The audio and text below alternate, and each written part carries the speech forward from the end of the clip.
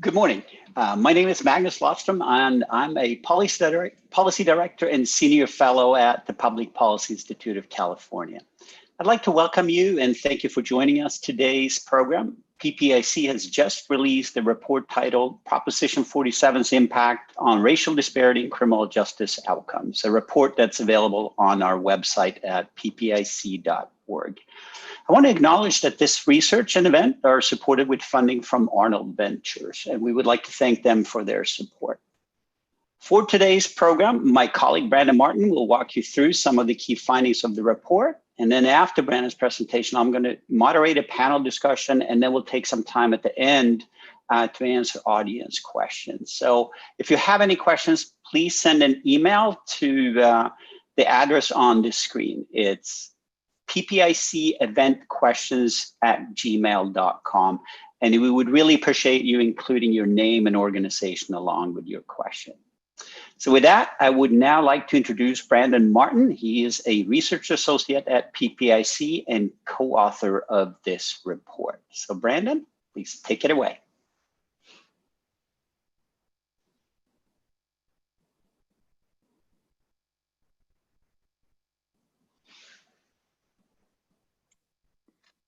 Thank you, Magnus, and thank you everyone for tuning in today to our presentation and panel.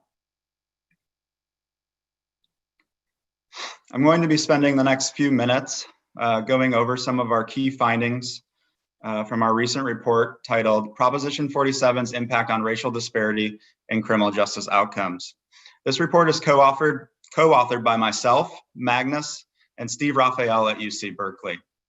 We'd also like to thank Alex Gums and Joe Hayes for research support. As Magnus mentioned, this report and research has been generously supported by Arnold Ventures, and we thank you for that. Before I move into the findings, I just want to remind everyone who's viewing today, if you're interested in downloading the event slides, the report itself, or the technical appendix to the report, those can be found at ppic.org. We know that racial disparities exist across several areas of the criminal justice system here in California and across the nation, whether it's incarceration rates, probation and parole rates, victimization, and even our research over the last 2 years has shown wide racial disparities when it comes to arrest in California. At the same time, as you can see from the figure, California has implemented a number of criminal justice reforms, from public safety realignment to Proposition 47 and Proposition 57, just to name a few. This specific report looks at Prop 47, which voters passed in November 2014. And what the measure did was change a number of drug and property offenses from felonies to misdemeanors. So it changes the severity of the offense. And while the measure was not directly proposed as something that would decrease racial disparities in California, because of the measure, there could be some effects on racial disparities in California. And so we extend our previous work on arrest and bookings to look at arrest and bookings in California before and after Prop 47 was implemented. We're using arrest and bookings, jail bookings data from the California Department of Justice, and we're looking specifically from 2013 to 2016. Our previous work has shown that arrest rates declined after Proposition 47 went into effect. We also find that for bookings. So the number of bookings declined sharply after Prop 47 was implemented, and they declined by about 10% overall. That was driven by felony bookings. So felony bookings declined by roughly 30% after Prop 47. What this figure is showing you here is looking specifically at the number of felony bookings across felony offense types. And what you see is a sharp and immediate decline in both property and drug offenses and those bookings. The drug offense bookings actually dropped by about 73%, which is pretty striking. One other thing to think about when we're looking at this figure is that the sharp and immediate decline in late 2014, right around the time of Proposition 47, gives us confidence that the results that I'll be showing you over the next few slides, and this slide included, is really related to Prop 47 and not other factors. Going beyond the overall arrest and bookings information and data, we take a deeper look at racial disparities. And so we look at African Americans, Latinos, and whites, and how their arrest rates have changed over time, given the time period, and by drug and property felony offenses. And like the previous slide, when we were looking at bookings, you can see here that the felony arrest rates, so the number of individuals arrested per 100,000 residents in that demographic category, declined sharply and quickly in late 2014. And actually, looking at drug offenses, the African American drop is very significant. And what it does is it actually decreases the disparity between African American and whites when looking at arrest rates for drug offenses by 36%. So that racial disparity is declining after late 2014. One other interesting thing to note here is that after Proposition 47 went into effect, the arrest rates actually for property offenses become greater than the arrest rates for drug offenses, which is the opposite before Prop 47 was implemented. Now, I've only shown you felony bookings and arrests at this point, and so there could be changes in misdemeanor offenses which are offsetting some of these changes that we see in felonies. And so this figure shows you the number of monthly booking rates for African Americans, Latinos, and whites by breaking it out by felony and misdemeanor offenses. And so we're looking at all felonies and all misdemeanors in this figure over time. And what you see is the large drop in felony offense bookings is not fully offset by just a small increase in the increase in misdemeanor offense bookings over time. But there still is a large disparity both in the misdemeanor offense booking rates and the felony offense booking rates between African Americans and whites. As I showed you in the first figure, we know that drug and property felony offenses, when it comes to bookings, are driving that drop in bookings and the overall drop in bookings. And so we can take a closer look across the race and ethnicity categories to see what exactly happened.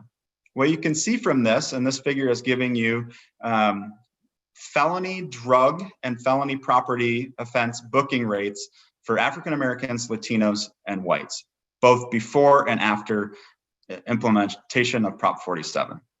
And so the orange bar is pre-Prop 47, and the green teal bar is after Prop 47 was implemented. And we see drops across all categories in this figure. Looking specifically at the African American felony drug booking rate, we see a large decline. And we also see that large decline leading to a large decline in the disparity between African Americans and whites when it comes to felony drug bookings. And so that disparity declines by about 55%, which is significant. But you can still see from the figure that racial disparities still exist after the implementation of Prop 47. Moving from our arrest and bookings work, we take a look at incarceration, or we want to take a look at how incarceration has changed across the race and ethnicity categories that we look at. And so, unfortunately, we don't have specific data to look at jails and prisons in California. And so we try to create a proxy. And the way we create this proxy is using the American Community Survey conducted by the US Census Bureau. And they take a capture of the overall population, but they also take a capture of individuals in institutional group homes. And so the overwhelming majority of individuals that are aged 18 to 55 that are in institutional group homes are individuals that are in jail or prison. And so we believe it is a strong proxy to use for incarceration. And what this figure is showing you is that from 2007 to 2017, the African American incarceration rate, and what I mean is the percentage of African Americans in the state of California incarcerated, drops from about 5.5% to roughly 3.5%, so 2 percentage point drop over that time frame. What that does is it decreases the African American to white incarceration gap by about 36%.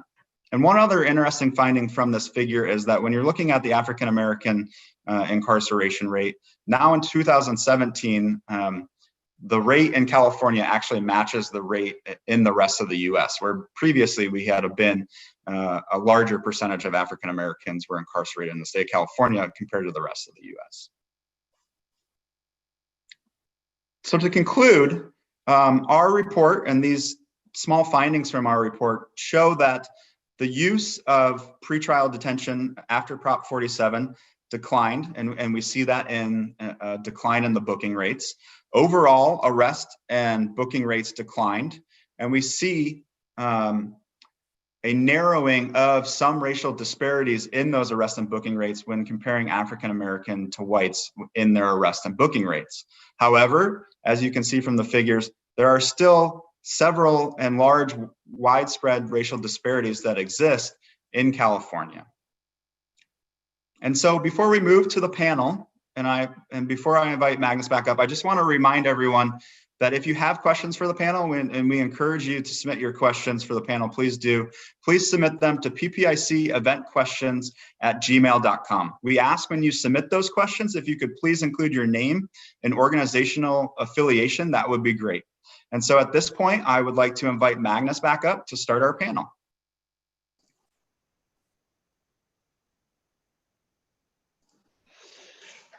Great. Thank you so much, Brandon, for that excellent presentation. And so while Brandon's presentation showed that reforms in California have led to less racial disparity in our criminal justice system, civic unrest in the wake of George Floyd's tragic death recently reminded us that we have a long way to go as much inequity remains.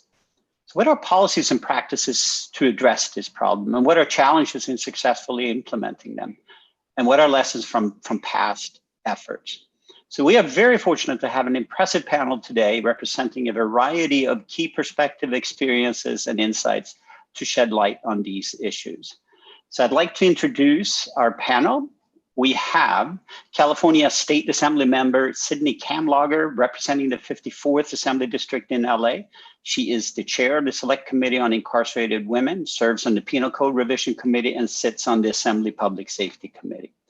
We also have David Robinson. He's the sheriff of Kings County. He's also the current president of the California State Sheriff's Association and co-chair of the state's Racial and Identity Profiling Advisory Board. Also with us today, we have Jay Jordan. He is the executive director of Californians for Safety and Justice. Mr. Jordan has extensive experience successfully leading and organizing community efforts focused on teen diversion and civic engagement, among others. So if you want more information about their impressive background and experiences, I direct you to the bios provided on our events page. So I want to thank you all for joining us here today at this event. And let me just fix this.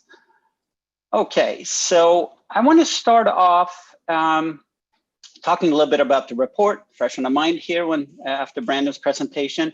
As we just saw, this is a rich report with a number of findings on the role of Prop 47, as well as other criminal justice reforms and racial disparity. So my question is a simple one. It's from your vantage point, what is the key takeaway from the findings?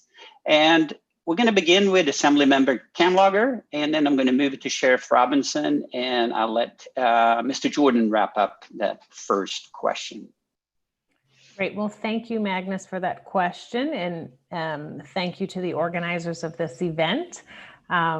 Always happy to talk about these issues, and it's great that I'm on an illustrious panel. So the short answer is, it shows that smart reforms work. We tend to have very knee-jerk reactions to legislation and to initiatives. Once they are enacted or passed, we expect lightning rod responses. And this shows that that does not happen. that things take time, but that smart reforms can work once you are committed to how they are implemented and you work to track the data to figure out what else needs to be done to support those reforms.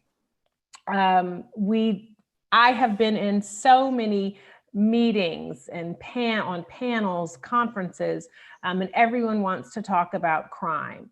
You know, crime has gone up as a result of Prop 47.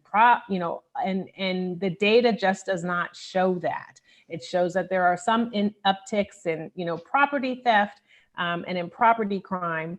But we have, I think, more work to do as it relates to helping people understand the data and to show them that it correlates with smart reforms that have been implemented.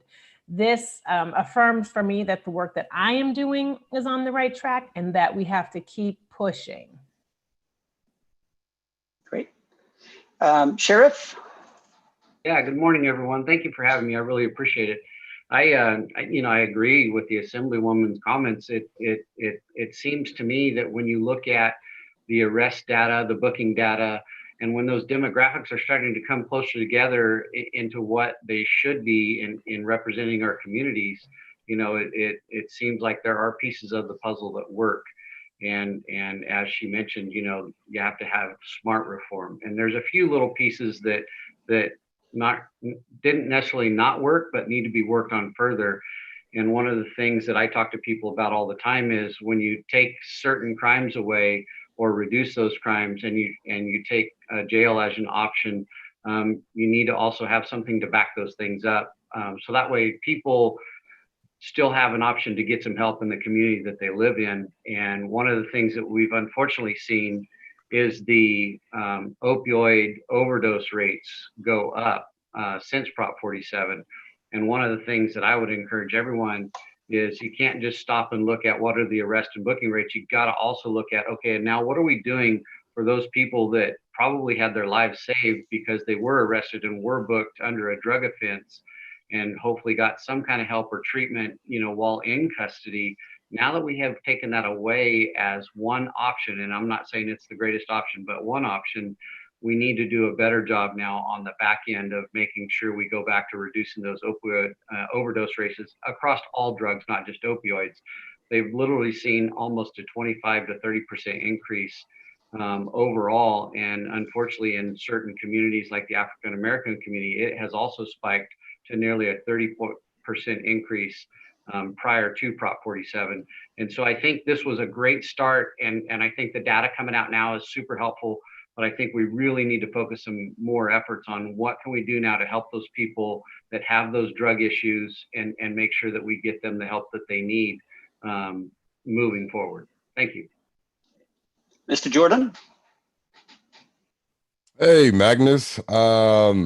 Great to be on with these amazing individuals, and we're just hopping right into it.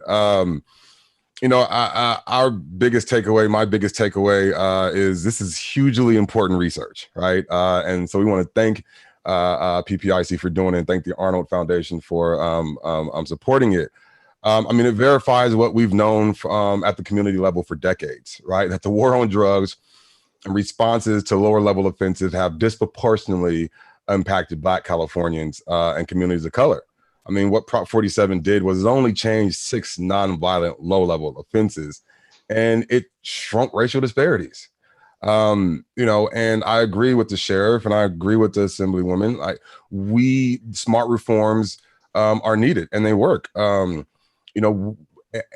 what we saw in the same amount of time that Prop 47 was passed is increasing drug addiction, increasing mental health issues amongst people in California, increasing homelessness issues. And smart reforms are looking at that. It's one of the reasons why when we wrote Prop 47 and ran the campaign, it was all about the reallocation of dollars. And that is really what you're seeing in the streets today is this conversation around reallocation of dollars. And I think that, when we talk about answers to opioids, addiction, or homelessness, or mental health crises. Prop 47 reallocated $400 million back to community. And, again, the Assembly member said it best, right? We can't wait for our depend on knee-jerk reactions or quick fixes. This problem was created over 30 years, right? And so it's not going to be an overnight fix. And, these reforms are working. $400 million is a lot of money. Going back to cities, going back to counties, going back to community-based organizations, working on these tough issues, closing the gap. And this report just highlighted that, the policy side of it really is shrinking racial disparities. And I know we're going to get into what's needed and how we go further. So I don't want to put the cart before the horse, but this is hugely impactful research, and really want to thank y'all for doing it. And we just want to underscore the need to highlight the reinvestment piece in this, because while the policy stopped arrest and bookings, seeing the money going back to communities of color is just as exciting as seeing the closing of the racial disparity gap amongst arrest and bookings. Great. Well, thank you all. So I want to broaden our discussion a little bit and talk about criminal justice reforms more broadly. And it's been pointed out here that we made some progress here, but racial disparity in our criminal justice system remains stark and widespread. So just to give you some examples that highlights this. So while African Americans make up about 6% of California's population, about 16% of all arrests are of African Americans. And African Americans account for about 26% of the state's probation population, about 25% of the jail population, and 29% of the prison population. So with a focus on the criminal justice system and practices, what are the most important feasible policies and changes state and local leaders need to implement to reduce these inequities? And I figure we'll switch up the order here a little bit. So maybe we'll start with let's start with the sheriff. We'll go to Mr. Jordan, and Assemblywoman Kamlager. I'll wrap up this question then. Sheriff? Thank you, Magnus. I really appreciate it. I think, kudos to Mr. Jordan and his team when they introduced this initiative. Obviously, at the time, law enforcement came out against it in force. But in hindsight, we should have probably been more at the table. And because we could have offered a lot of insight on things that we thought could work, couldn't work based on the things that we saw. And so now I think, with the Assembly woman, moving forward where you make some little adjustments, I think it's super helpful. I personally think Prop 47, it wasn't about a single race, a single person. It was about overall as a nation, as California, and as community, drug abuse especially impacts every single one of us. It's not unique to any family whatsoever, regardless of how rich or poor you are. And so I really think that when Prop 47 was presented to the voters, all of us, really came on board to say, look, this affects all of our families. Let's do something about it. None of us want to see our family member go to jail because of drugs. And I think that's why it was overwhelmingly supported in California, because no matter who you are, all of us have had a family member that goes to jail for using drugs, selling drugs, transporting drugs, something along those lines. And I think the voters saw that, hey, we've got to do something different now. And I think it was a very smart approach. And I'm hopeful that, my colleagues and I are more involved going forward in helping solve some of the other issues that, might be a part of it, that Prop 47 didn't necessarily address, but it highlighted, like the opioid and overdoses situation now is, let's take it a step further and do more to solve those community issues. So thank you. Mr. Jordan? We'll love to work with the sheriffs to do it. And I'm so glad that issue was raised again. We're having a national conversation right now, and so this panel is so on point and needed, because when you look at the crack epidemic, right, in the 80s, the response wasn't a public health response. It was a war on crime, right? And we got, over incarceration when communities were crying out that, mothers and fathers and children were overdosing on crack. And the response they got was more spending on police, more spending on prisons, more spending. And look, like, we didn't have the data then. we didn't have an historical context to say, hey, that wasn't the response. We needed to hold these people, ensure that they stop to intergenerational cycles of crime, right? And so, now there's this quote that says that if you knew everything about tomorrow, what would you do differently today? Right. And I would venture to say that we do know everything about tomorrow. We do know that we are facing previous and prior to COVID, it was all about homelessness and drug addiction and mental illness. And those were epidemics in California. And we know that when we, come down with a hammer, it does not help. I mean, it may help one or two folks, but like on the spectrum, we've seen what happened in the 80s. We've seen what happened in the 70s when, after the war, people came home and were addicted to heroin. And, it was a law enforcement response instead of a shared safety response and a public health response. We've seen the incarceration rates explode. I mean, California spends $50 billion a year on the criminal justice system. It is, we need to talk about priorities. And so when we talk about like further reducing the racial inequities, we have to stop focusing on arrest and incarceration as the main expressions of responding to crime and the main way to improve public safety, because it's not. We need an approach to public safety that starts with public health. We need mental health, reentry, trauma recovery, violence prevention. And I think, this is not a Democrat or Republican issue. This is not a law enforcement versus community issue. We all agree on this, right? We all agree that we need to invest more in mental health. We need to invest more in trauma recovery. We need to invest more in violence prevention, more in intervention. No one wants to wait for crime to happen and then have to have a law enforcement response. And, we want to stop crime from happening before it happens. And we know what stops, what are the drivers of crime that the sheriff just laid out. And we need to invest in that. And so investing in community, investing in expanding the definition of what public safety means, expanding the pool of people that participate in that process and come alongside our, the great individuals that serve in law enforcement is needed right now, and that's what the country is really asking for is a more expanded approach to public safety. And I think that Prop 47 was a good first step. But it was a baby step. It wasn't a silver bullet. It was a good first step in shining a light on racial disparities, but also really shifting the way that we view public safety, and look forward to kind of moving the ball forward in California in future. Assembly Member Kamlager? Do you want to repeat the question, Magnus? Yeah, sure. So with a focus on the criminal justice systems and practices, what are the most important feasible policies and changes state and local leaders need to implement to reduce these inequities in the criminal justice system? Yes, I was so wrapped up by what the sheriff and Jay were saying. I need a refresher on the question. I think, so first of all, I think we have to reflect and consider, we have to re-examine the intent of public safety and what it means to us. And I venture to say that there is a huge difference between problem solving and punishment. And very often we have moved into the realm of punishment when we've been talking about public safety. And more often than not, we've seen disparities in terms of who is punished and how they're punished and how long. So I would urge us to have those discussions with ourselves and with our community members about what we actually want to see from public safety. I think we also have to talk about who we value.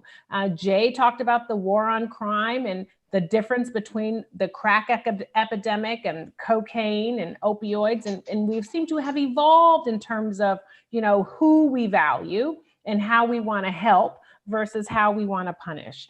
We also have to move the ball forward and really look at the interconnectedness between police, between prosecutors, between judges. We've looked at Prop 47 data. We've seen how some of the disparities have lessened, but still, Black people are surveilled more than others. They are stopped more than others. When they are charged with more crimes. The sentences are longer.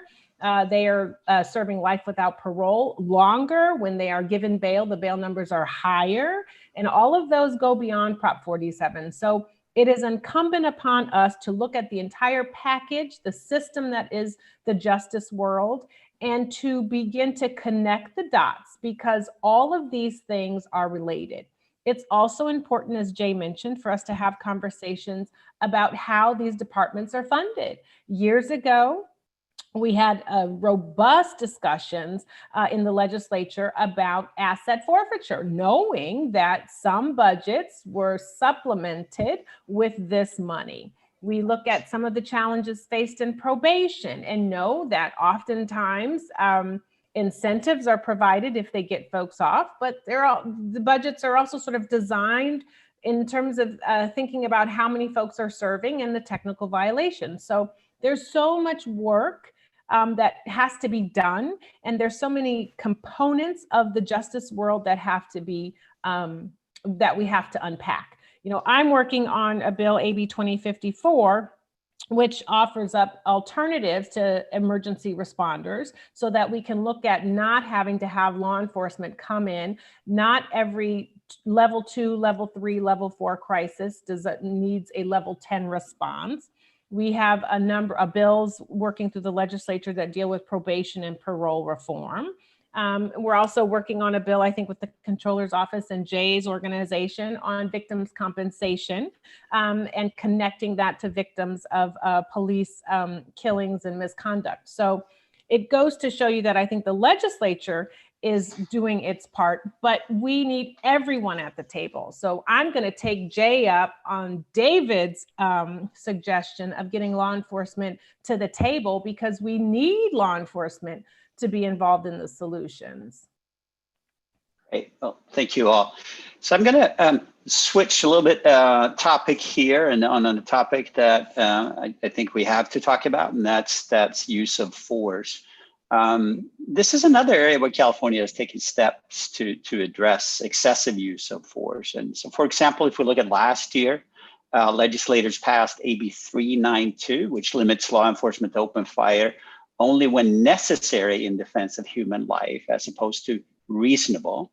And SB 230, which mandates law enforcement agencies to establish policy guidelines that comply with AB 392, and among other things, requires that officers utilize de-escalation techniques and other alternatives to force when feasible, and encompasses training for all officers in these techniques. So I have some very specific questions to each of you, and I'm going to, the batting order here I'm thinking is, let's start off with Mr. Jordan, and we'll go to Assembly Member Kamlager, and I'll let the sheriff wrap up this question. So Mr. Jordan, do these reforms, what we've done so far, do they go far enough?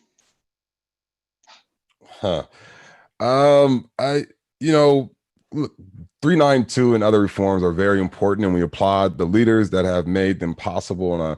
And the assembly member talked about some of the reforms that are coming down the pipe now. I mean, these are still there are still foundational issues. I mean, what you hear a lot now is that police are not licensed like doctors. Our lawyers are, post certification. There are 45 states in America that have post certification, right?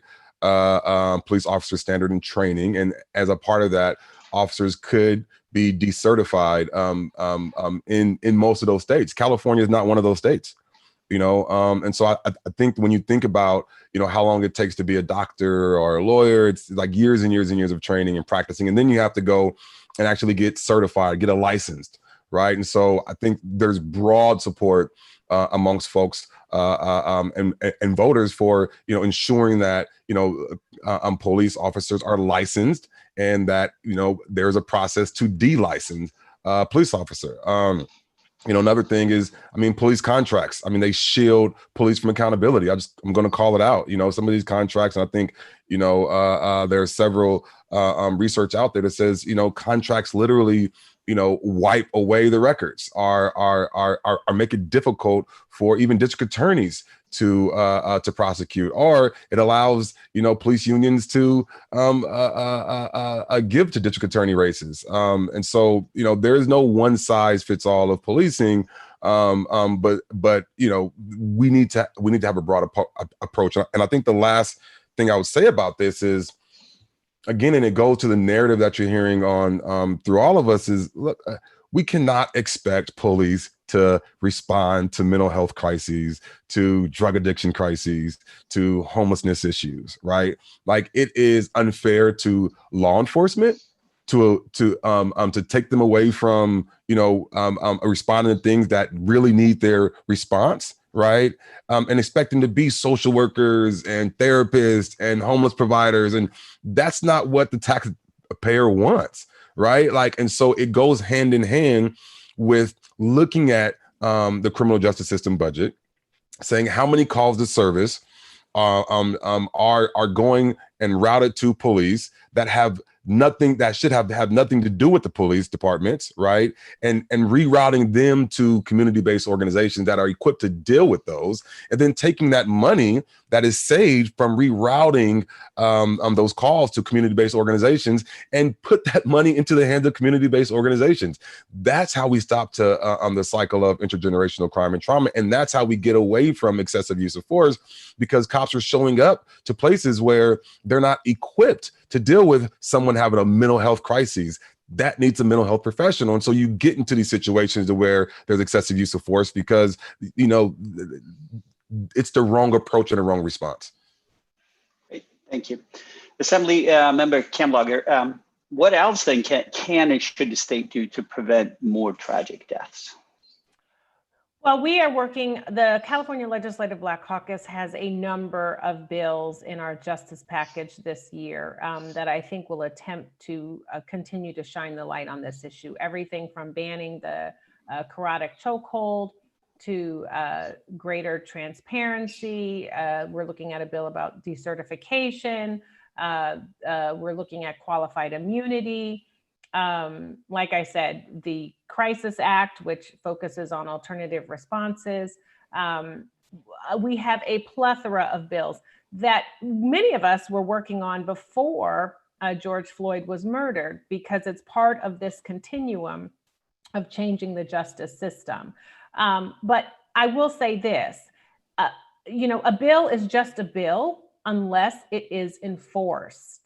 And so oftentimes we are very excited about passing legislation and getting it signed. But if it isn't enforced, then we are back at square one or square two. And so it's one thing to say that law enforcement should not be using unnecessary or unreasonable force, but it's another to then have a conversation about how many of them are prosecuted and what are the prosecutors doing in district attorney offices across the state as it relates to these bad apples.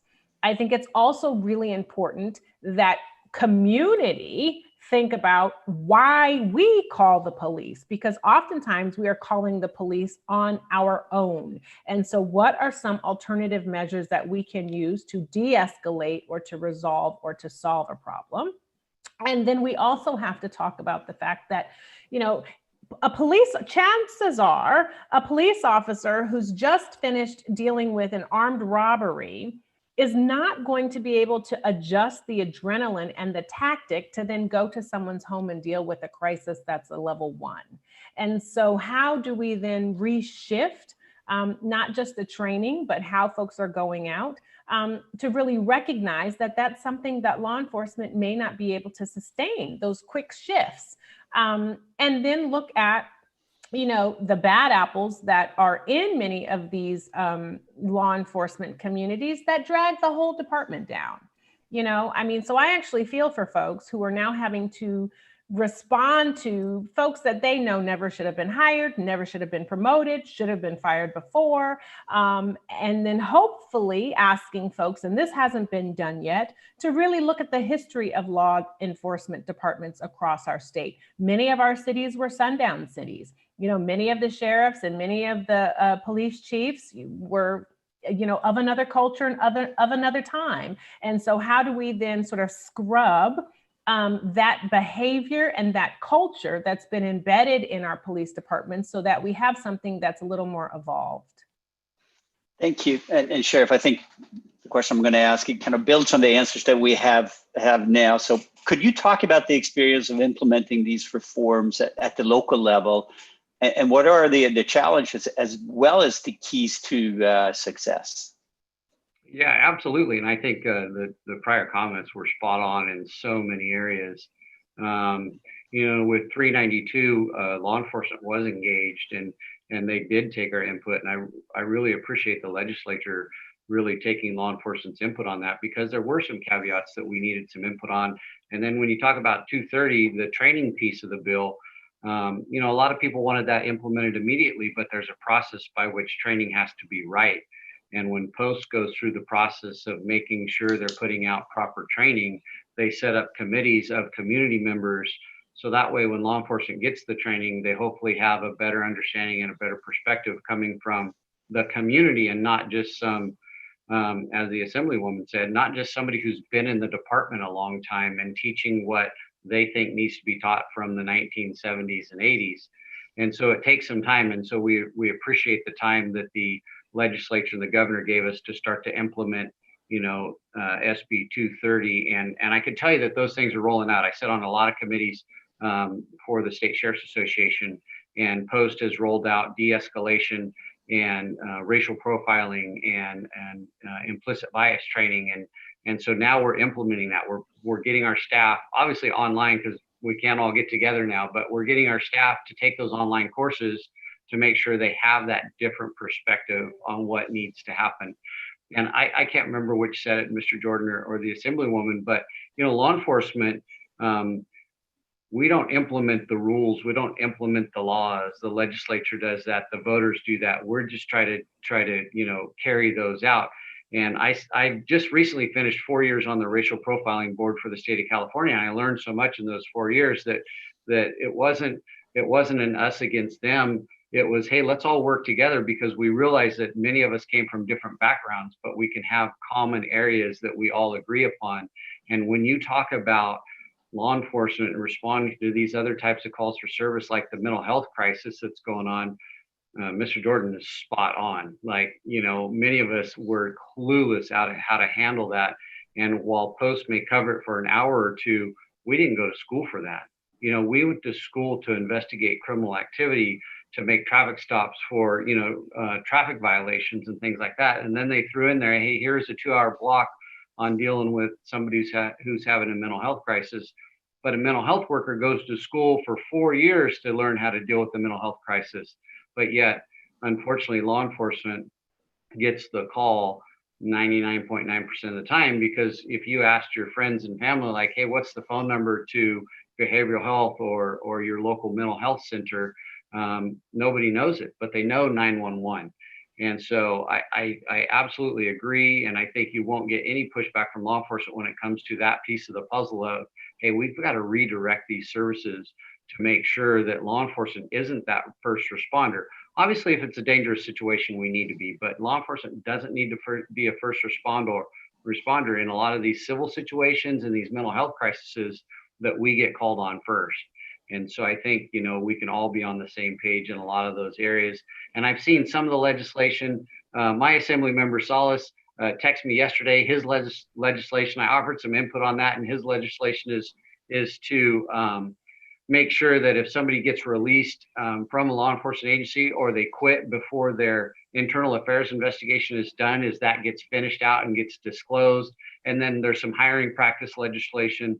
And just one of the caveats I pointed out to him quickly was, we hire a lot of people, we do an intense background, and the most information we get are usually from other law enforcement agencies, but the private sector we struggle with, because everybody's so worried about sharing information. And so they literally refer us to a 1-800 number that just gives us their hire date and the date that they left employment, even though California law says to a law enforcement agency, they're supposed to disclose the entire record.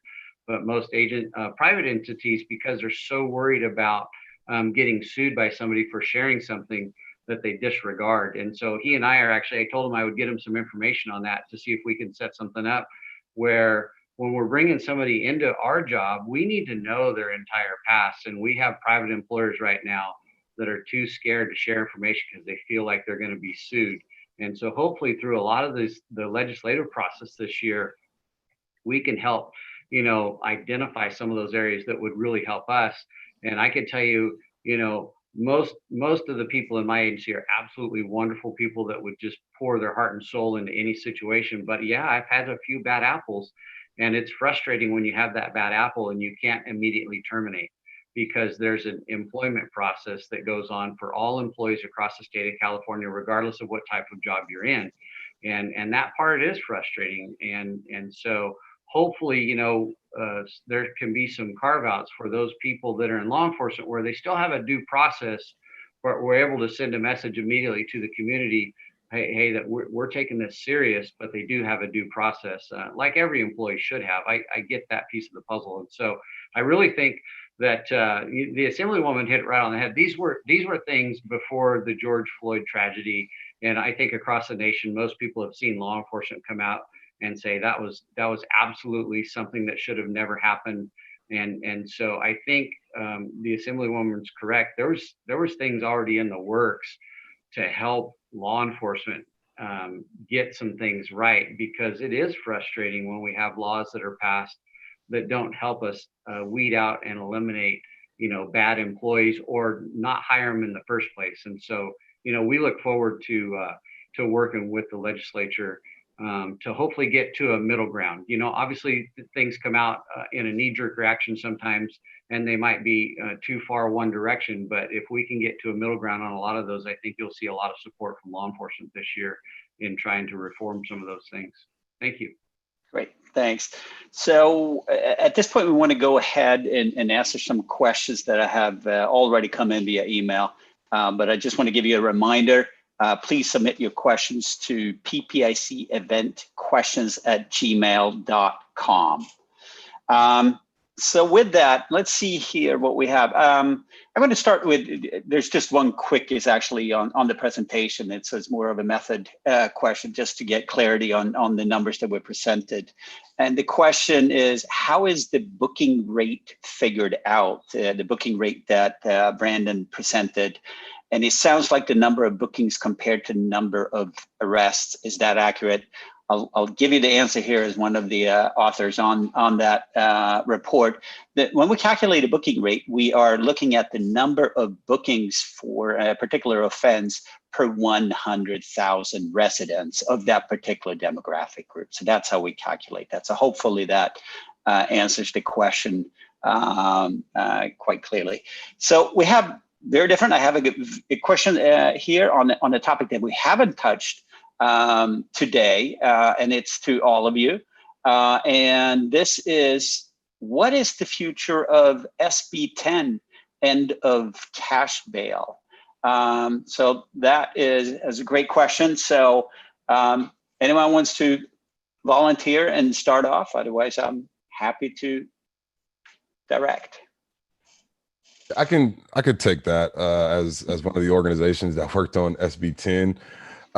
So right now, SB 10 was passed, obviously, with Senator Hertzberg leading the charge, and the bail industry, the surety companies, to be more specific, that you know, back the bail industry, have collected signatures, and now there's a referendum that on the ballot. So voters will have the opportunity in November to vote. A yes vote will mean we move to a system away from cash bail, right? So we will end, if you vote yes, it will end money bail and move to a system based on risk instead of money.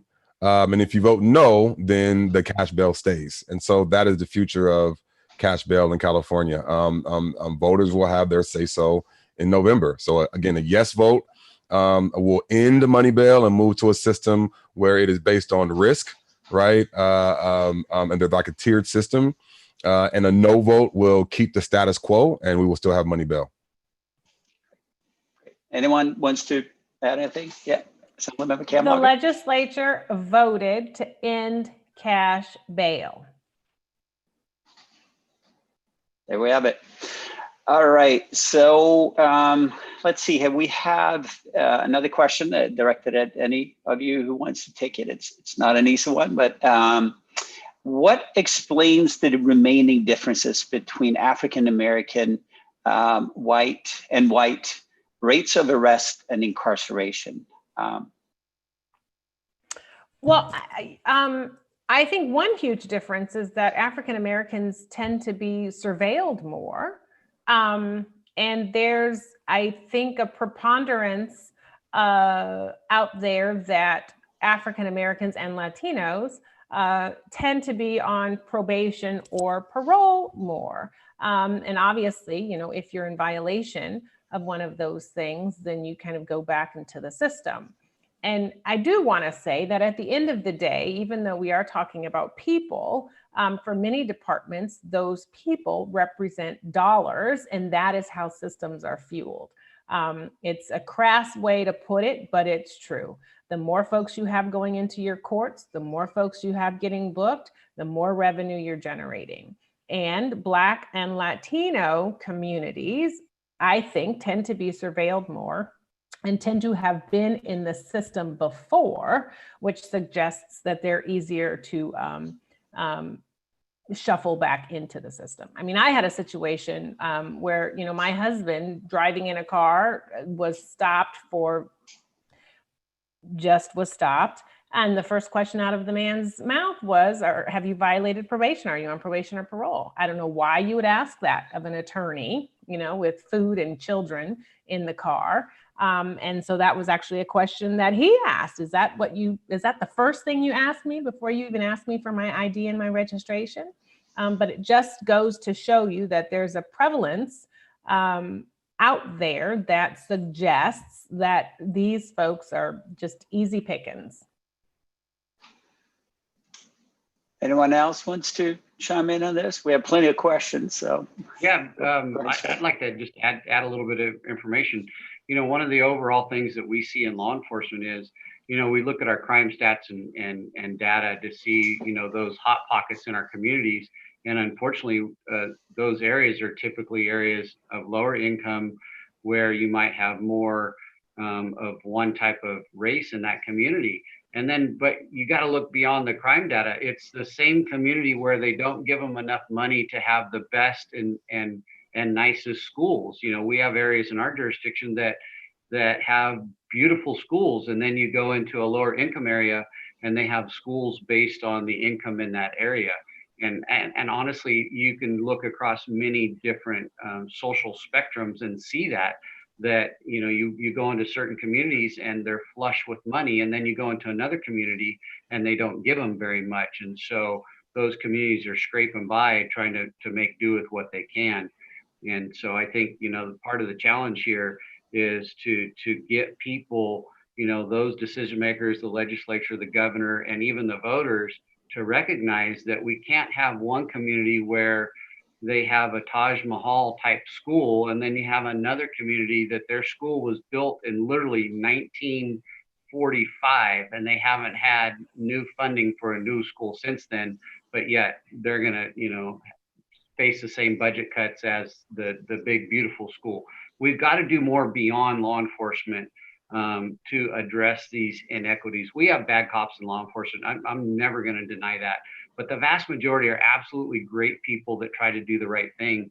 But we've got to do a better job overall of just making sure we address these community inequities that go on across the state and across the nation.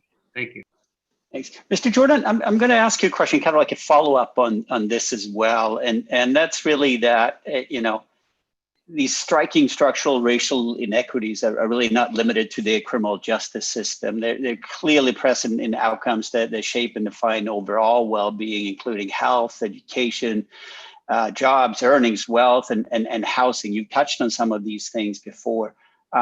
So to what extent is, when we talk about these differences in the criminal justice outcomes, are they a reflection of that broad social inequities? Is that part of how we should think about this in terms of trying to find solutions? Yeah, definitely so. I mean, when you look at what was it, 1968, the Omnibus Crime Bill.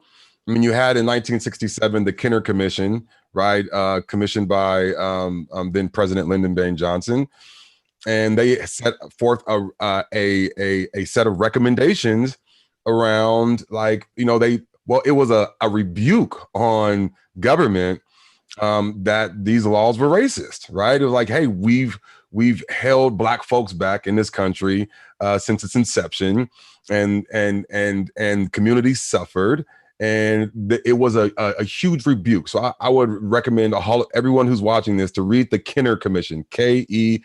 And they said we need to take dramatic steps, right? And LBJ at the time did not take, like, it literally, the Kenner Commission is sitting in the National Archives right now with a big stamp on it that says destroy, right? And that's what they did. They put it to the side, and they passed in 1968 the Communist Crime Bill, right? And the Communist Crime Bill, what it did was essentially like, it sent, what was it, between 400 and 900, I think it was like $400 million, right, to law enforcement in these communities, and built substations in Black and brown communities, put police in the projects, right? And they did not take the recommendations and saying, hey, you held these communities back for years, right? Like, we are literally talking about, like, segregation was not that long ago. My dad lived in Jim Crow South, right? He lived in Jim Crow South. He went to segregated schools, right? And those communities, when they were crying out and saying, hey, the tax base left, we need support. The support was, oh, well, inherently Black folks, if left to their own devices, will commit crime. Therefore, we'll give you police. And that was the help. And that's what we're seeing now, is over police communities.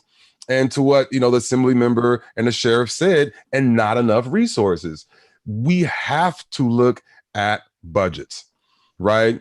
This is a question about values, and it's a tough conversation to have with the men and women of law enforcement and systems and government bureaucracy, because we're talking about like the money that funds their departments. But we have to have that conversation because their money's there. I mean, $50 billion. If we were to take 1% of the entire criminal justice system budget in California, just 1%, we could house every single homeless person in this state. Think about that, right? Every single homeless person. So when we talk about safety, right, I would venture to say that safety, when you think about safe communities, and the sheriff named it, you don't think about police and jails and prisons. When you think about safe communities, you think about manicured lawns, you think about HOAs, you think about good schools, you think about, I grew up in a neighborhood that we played two-hand touch football in the middle of the street, right? That's safe communities. So how do we get to that, right? It is investment, and that money has to come from somewhere. And because we have ballooned our criminal justice system budget to $50 billion in general fund money, we have to have a really serious conversation about what reallocation looks like. And I applaud the efforts from the legislature around, their efforts to close 2 prisons and save $400 million a year, because that's what needs to happen. Great, thank you. We are almost out of time here. So I've got one quick question here for all of you, and that is, what is one thing you wish more Californians understood about criminal justice and public safety policy? Assemblymember Kamlager, do you want to start? The one thing. Good Lord, in 60 seconds? Yeah, not many seconds. I know.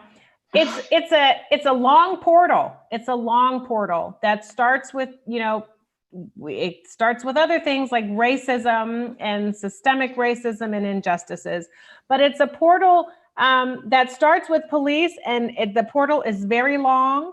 That journey to prison and being in a database for the rest of your life is long and arduous and hard to get out of. So people need to understand that once you are sort of touched by law enforcement, by police, the tools that they have in their toolbox are not a lot. They can either leave, they can have you write a report, they can arrest you. But once you are arrested, you go down this chute that is long and dark and very difficult to untether yourself from. And this is what we are trying to talk about, so that this is what we can try and stop. Also, Jay talked about it. We have to fund the work. We have to fund the right work. And people have no idea how much money goes into funding our notion of protection and punishment. Thank you.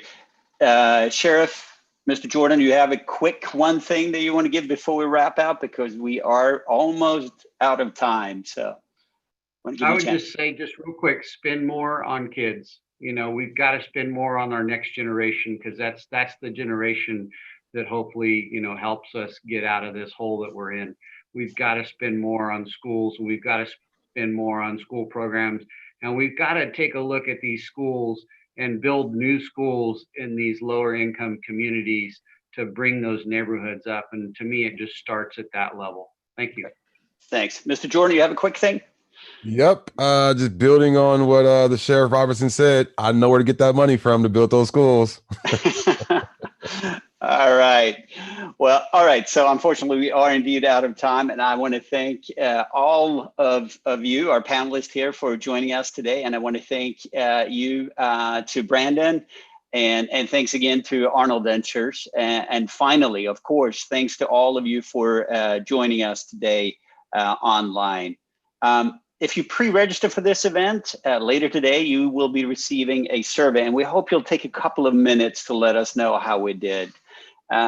Please be safe and have a good afternoon.